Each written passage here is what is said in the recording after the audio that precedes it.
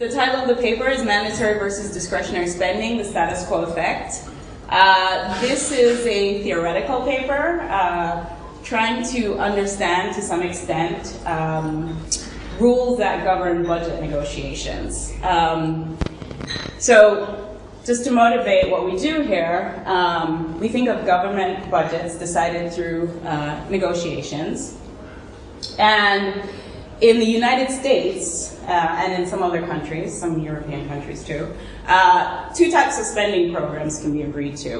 What we call discretionary spending programs, where once you have decided on the allocation for the current period, in the next period, if you don't decide on a new allocation, essentially nothing gets spent, versus mandatory spending programs. And with mandatory spending programs, these programs are written into law. Some good examples are Social Security and Medicare. And once you've written these programs into law, in the current period, in the next period, if you want to change these programs, you need agreement of the legislature or the government. So that's how we distinguish between mandatory and discretionary spending programs, and these are the two main these are the two types of spending programs we consider in this paper. So I should also say, if anyone has any questions at all, please feel free to stop me at any time. I like to take questions. I don't want there to be any confusion about what it is we're doing. So given that's what we're doing, in the United States, these categories are actually written into the tax code, and we can actually look at the data on these categories of spending. The red line indicates mandatory spending programs. This is between 1962 and 2010.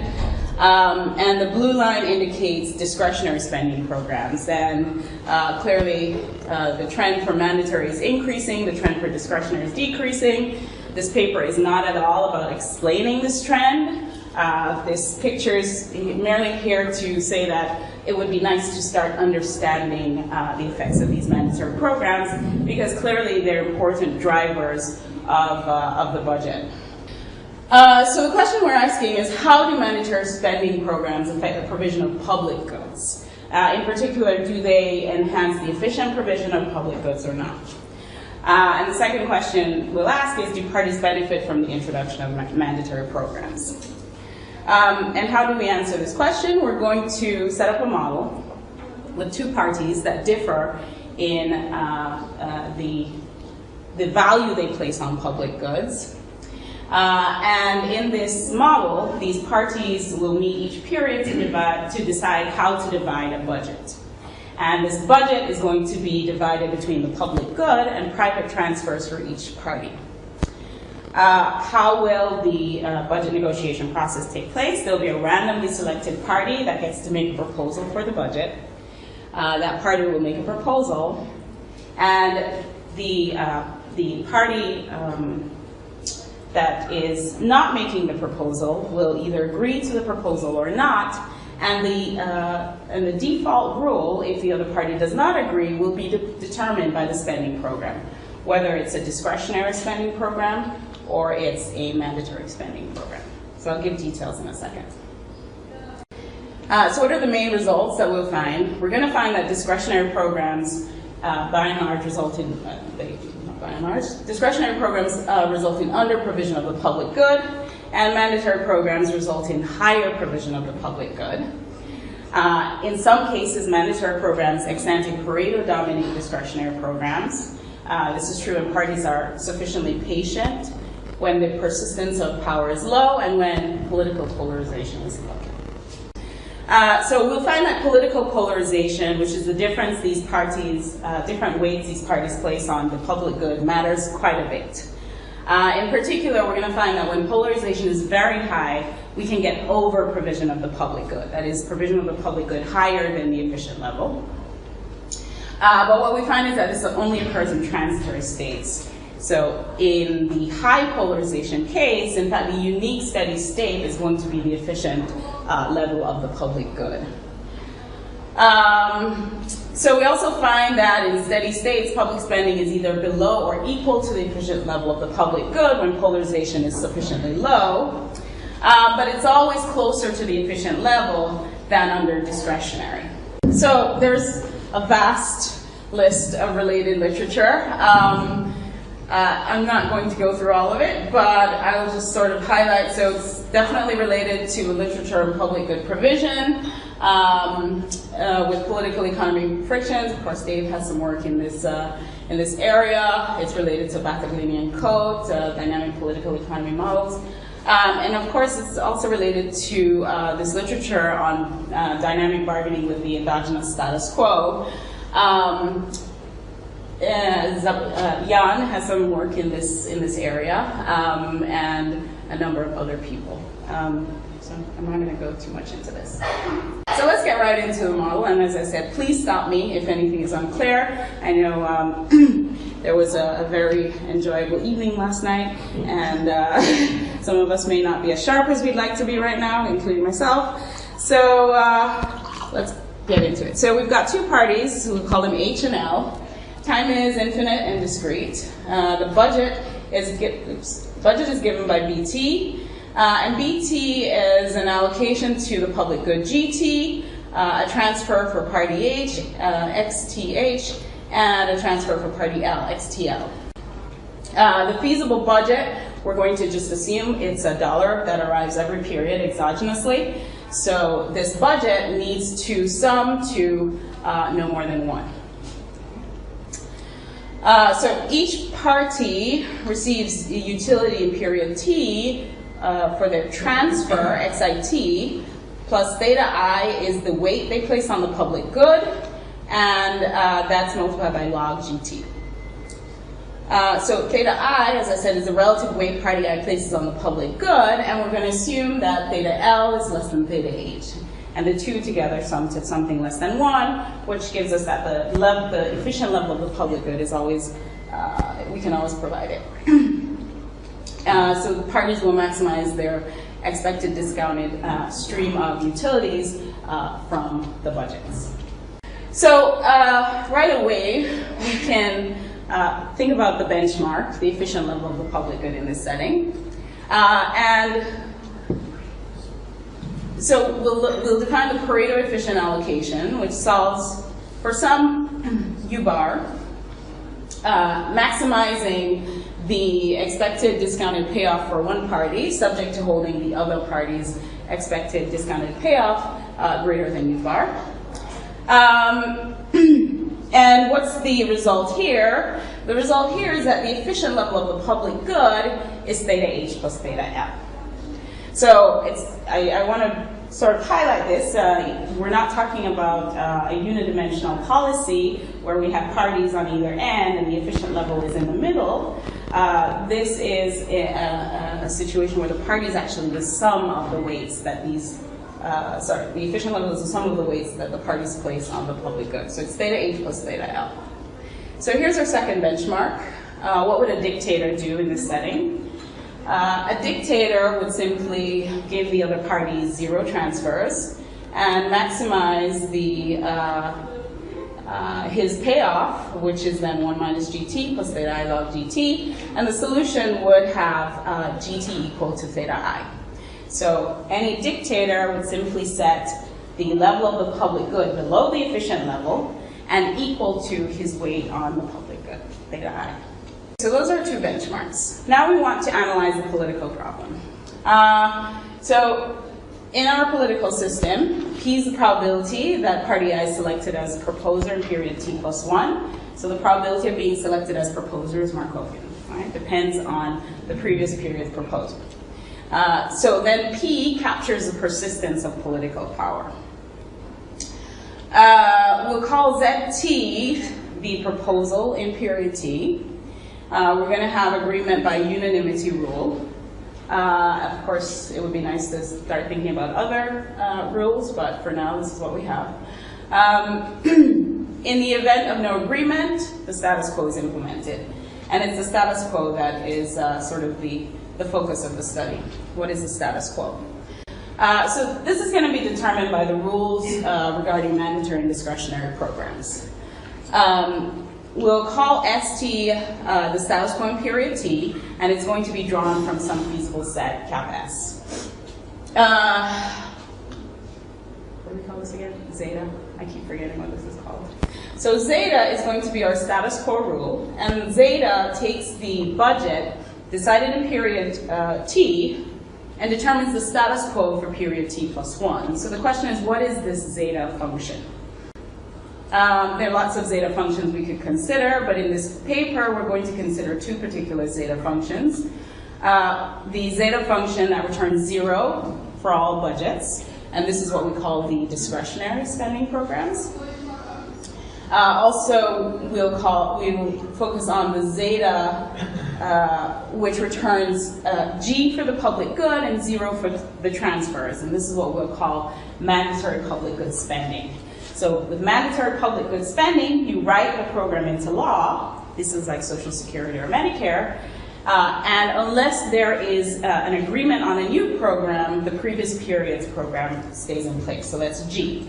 Versus transfers. Transfers under this specification revert to 0 under the status quo. Is it clear? So we're going to look at Markov perfect equilibria, and I'll probably go through this really quickly. So essentially, each party will have a strategy consisting of two components. One is a proposal strategy, which is given by pi I, and one is an acceptance strategy, given by alpha I. The proposal strategy needs to state for any status quo what is the public good spending for the period, what is the transfer to party H, and what is the transfer to party F. An acceptance strategy must say for a status quo and a given proposal whether or not the proposal is accepted, which is 1, or rejected, which is 0. We're going to restrict attention, which is not really a serious restriction, to proposals which are accepted in equilibrium right away. So then alpha is always 1 for the proposal on the table. So that's point 2. And point 1 is when parties are indifferent, they accept the proposal on the table. We'll see that indifference rules matter a little bit when Dave presents our paper, but for this paper, it's less significant. So the dynamic payoff is going to be given by V for the party that's the proposer, and W for the party that's the responder. And we're going to define our equilibrium as follows. It will satisfy 3 conditions. The first condition, which we call E1, is that parties accept, if and only if, their dynamic payoff is greater than the status quo payoff. So throughout the paper, we'll denote capital KI as the status quo payoff for party I when the state is S. The second equilibrium condition is, of course, that the proposal must maximize the party's dynamic payoff, subject to ensuring the out-of-power party is kept at least indifferent. So the dynamic payoff of the out-of-power party must be at least as great as his status quo payoff. And the third equilibrium condition is simply that the equilibrium payoffs must be consistent with equilibrium strategies. So now let's think about the result on discretionary spending. So the result on discretionary spending is quite straightforward. So if we have that all this spending is discretionary, so our zeta function is 0 for all B, then the public good will always be provided at the dictator level. And here it's sort of, we can see if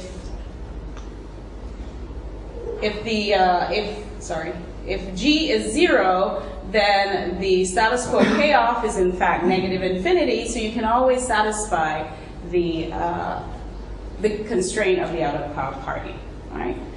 And this doesn't really depend too much on the log specification. The idea is that if the status quo is 0 for the out-of-power party, he gets a very low payoff, so you can always satisfy him with almost any level of the public good. So the party in power simply sets the level of public good that he wants in equilibrium, and the dictator level is implemented.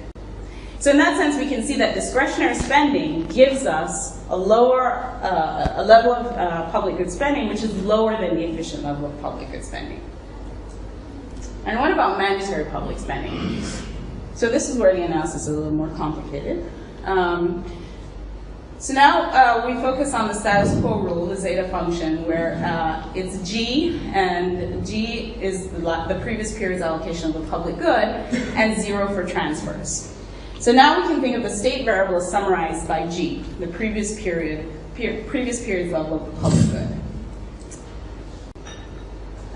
So to get a little bit of intuition, we're going to first do a one-period problem. So imagine that this is simply one period, and there's an exogenous status quo level of the public good G, and party I is simply going to maximize its payoff subject to keeping the out-of-power party J, just indifferent.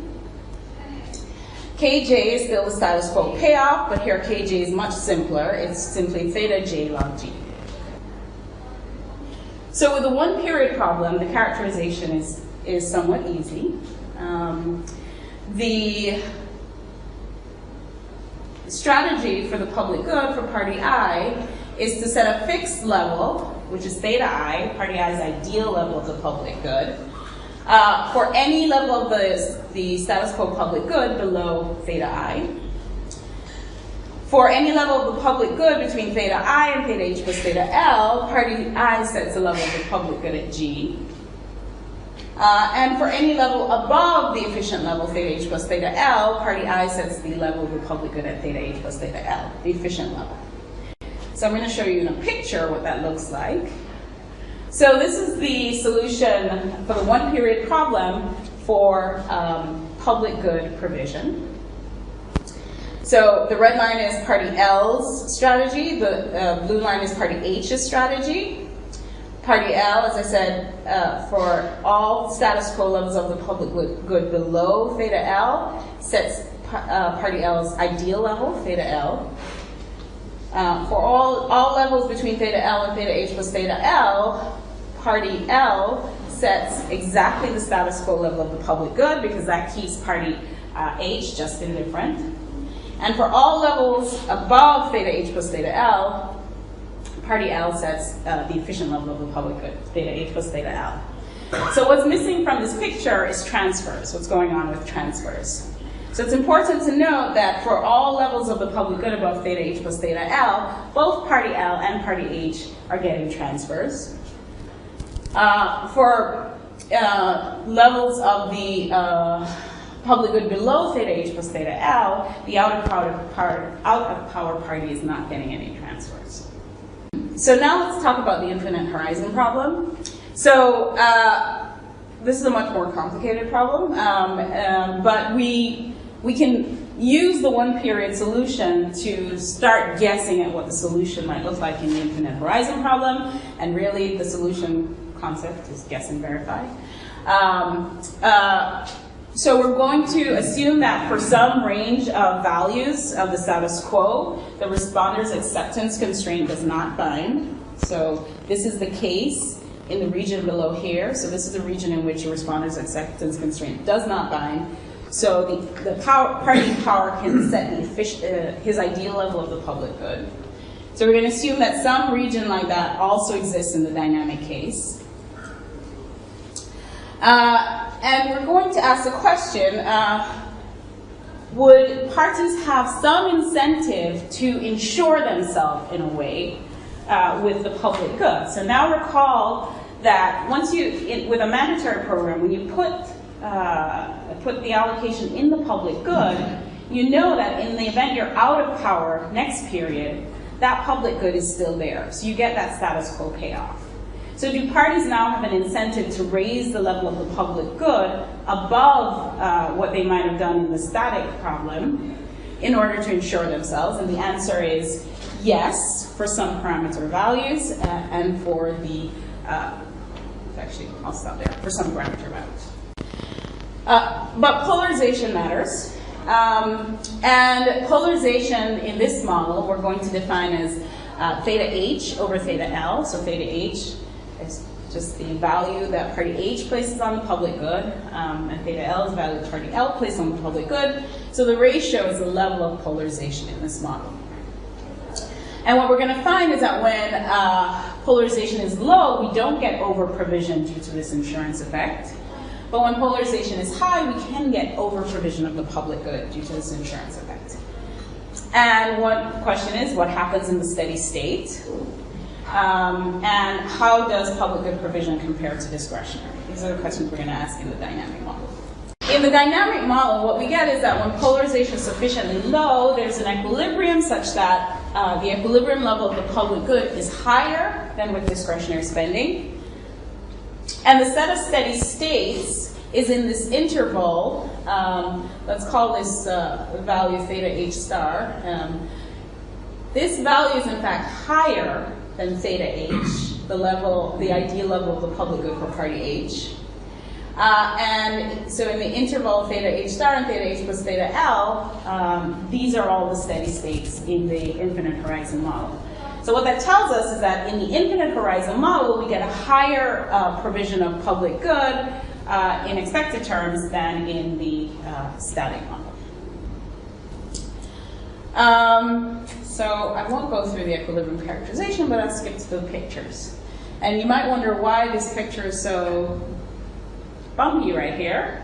It's bumpy because we generate these pictures through value function iteration, which is another kind of what I think is a cool thing about this model, that we can't apply standard dynamic programming theories, but as it turns out, value function iteration gets us to the solution. And I should point out that we do the characterization. It's a complete theoretical characterization separate from the value function iteration. It just so happens the two coincide, which is a nice feature. This is an example of what the output looks like for low polarization. In this case, 0.15 is theta L, so that's party L's ideal level of the public good in the static case. Party H's ideal level of the public good is 0.2, and what we see here is that the level that party H sets when party H is unconstrained is strictly above 0.2. So this is that theta H star value that I was talking about before. So in the infinite horizon case, for these parameter values, all of the steady states lie in this range. So the efficient level of the public good is a steady state, but not the only steady state in this example. So before we do the high polarization case, we can do some comparative statics. Since the steady states are in this intermediate range, and we know the lower bound is given by this value, which now it's called G star H, just to confuse you further. But let's call it G star H. So it's 1 plus delta minus 2 delta P over 1 minus delta P theta H. So clearly this G star H, the lower value of the steady states, depends on the discount factor, and it depends on the persistence of power P. So we can do comparative statics on this set of steady states, given that this is the lower bound of the steady states. And what we know is that in the low polarization case, the lowest steady state is increasing in the persistence of power, and it's decreasing in the discount factor. So as parties are more confident that they will remain in power,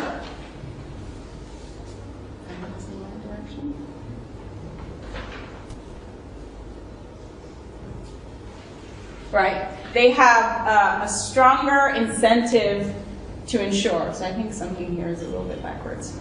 So the intuition is correct. Low persistence of power and higher patience means a stronger incentive to insure against power fluctuations, which means a higher level of this G star H. So higher levels of the public good in steady states.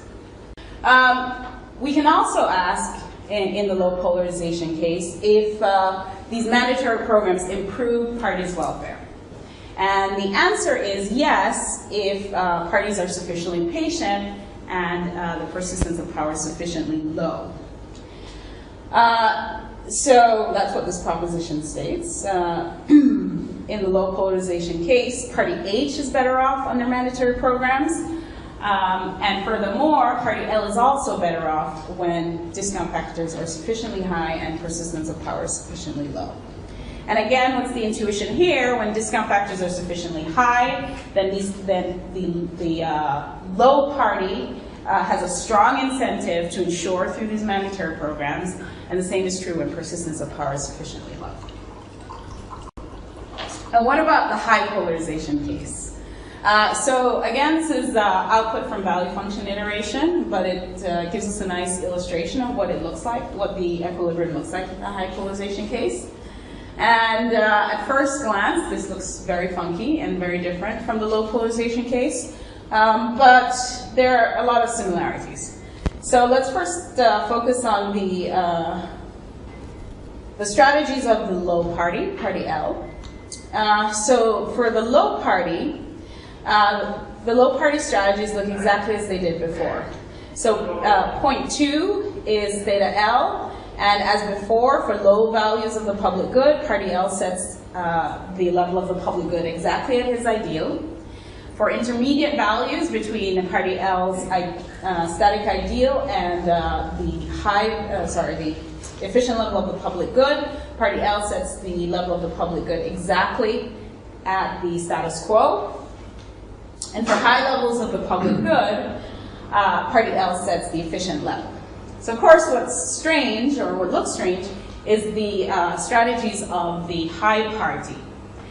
And what's going on with the high party strategies? As it turns out, the strategies are somewhat similar to what we saw before. So the level that's set here for lower values of the public good, the status quo level of the public good, is exactly the same G star H we saw before. So this is party H's dynamic ideal. This is the level of the public good party H sets in anticipation of the fact that he may be out of power in the future.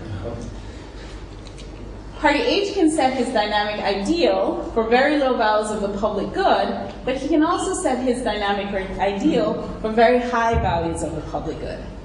And the reason is, since we're in the high polarization case, when the status quo level of the public good is very high, the low party, in fact, has a very low dynamic payoff.